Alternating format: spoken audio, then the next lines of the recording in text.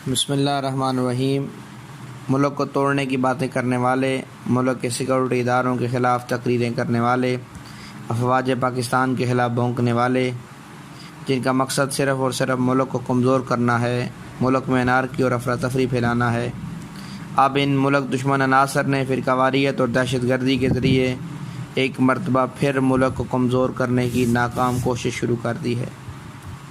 مولوی آصف اشرف جلالی کو ان دشمن عناصر نے فرنٹ لائن پہ کھڑا کیا ہے، اور اس نے کائنات کی مقدس ترین آل، وہ آل جس کی محبت اجر رسالت کے عنوان سے قرآن میں طلب کی گئی،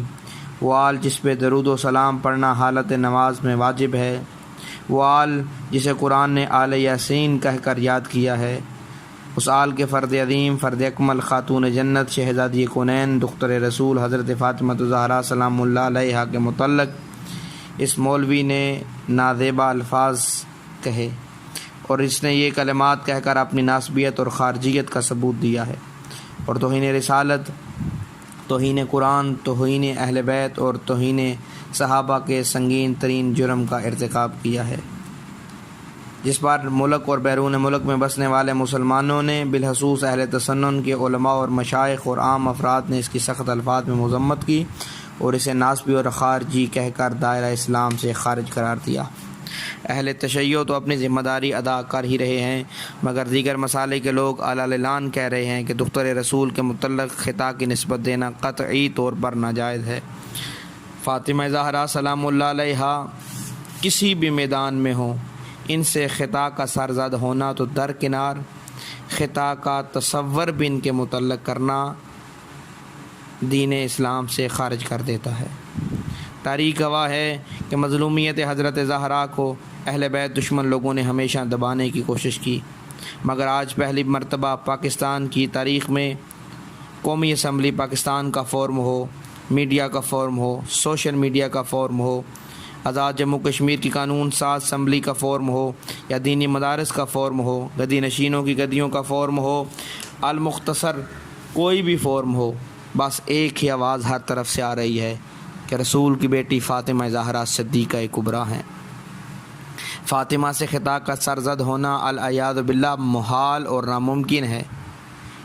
عزیزان محترم، کہ آپ نے سوچا کہ آخر وہ کون سی طاقت ہے،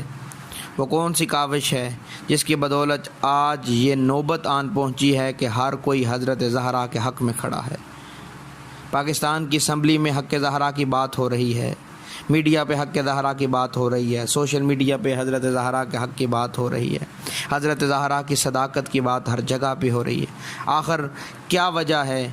کہ ہر کوئی حضرت زہرا کے حق میں کھڑا ہے، اور جس نے حضرت زہرا سے دشمنی کا اظہار کیا، چاہے وہ کسی بھی لبادے میں ہو، اس سے لوگ نفرت کر رہے ہیں۔ یہ کاوش اور یہ طاقت بس ایام فاطمیہ کی ہے،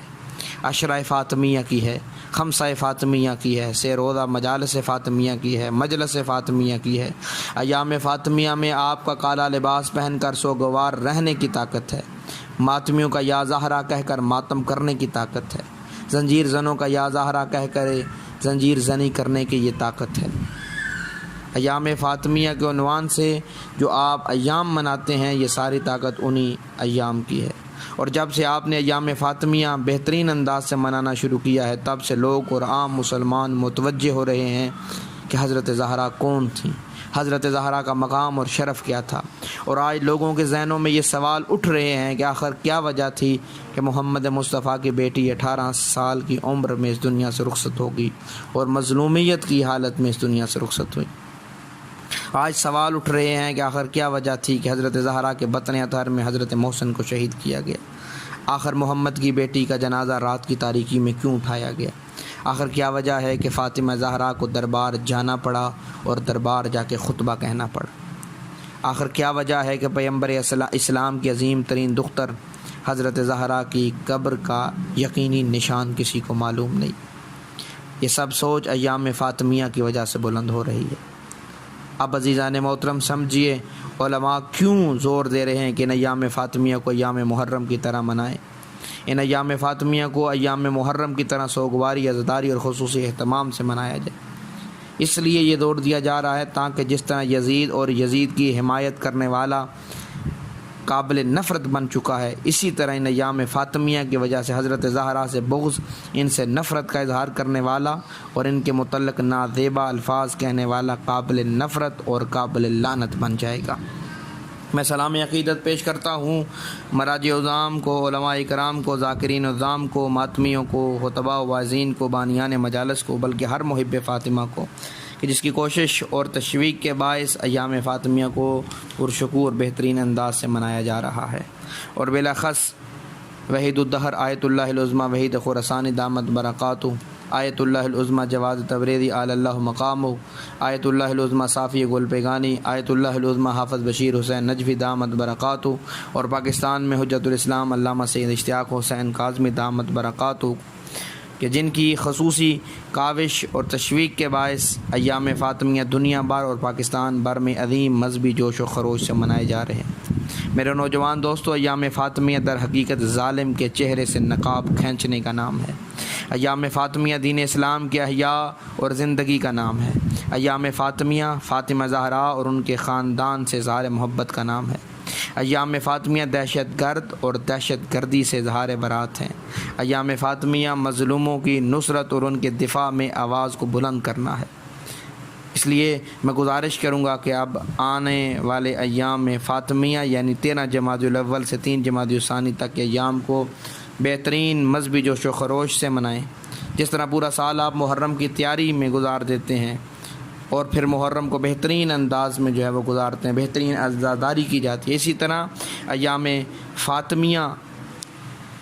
کو منانے کے لیے آج سے ہی ہر عالم، ہر ذاکر، ہر واعظ، ہر خطیب، ہر ماتمی، ہر مولائی، ہر بانی مجلس ایام فاطمیہ کی تیاری شروع کر دیں۔ لوگوں کو متوجہ کریں کہ حضرت زہرا کون تھیں، ان کا مقام، شرف، عظمت کیا ہے، ان کے ساتھ کیا گیا ہے۔ ہر شخص اپنی ذمہ داری سمجھے کہ میں نے کسی ایک ایسے فرد کو حضرت زہرا کی مظلومیت کی طرف متوجہ کرنا ہے جو پہلے متوجہ نہیں۔ لیکن میں گزارش کروں گا اپنے نوجوان بلخصوص دوستوں سے کہ یہ خیال رہے کہ آپ کا لہجہ، آپ کی رفتار، آپ کی گفتار، آپ کا کردار اور آپ کا انداز بیان اہل بیت اطہار کی تعلیمات کی روشنی میں رہے۔ اگر آپ جاہلوں کی طرح مد مقابل کے مقدسات کی توہین کر کے اسے قریب کرنے کی کوشش کریں گے تو وہ آپ کے مقدسات کی بھی توہین کرے گا اور آپ کے قریب ہونے کے بجائے وہ آپ سے دور ہو جائے گا۔ لہذا آپ اسے اس طرح موٹیویٹ کریں، سمجھائیں، بتلائیں کہ کل وہ تولا اور تبرہ کے حقیقی مفہوم کا خود بخود کاربند ہو جائے۔ وما علینا الا البلاغ المبین۔